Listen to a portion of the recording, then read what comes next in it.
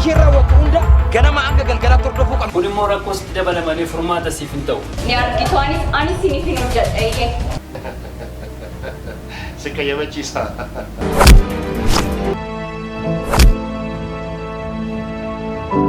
Tammas na qabdamoo?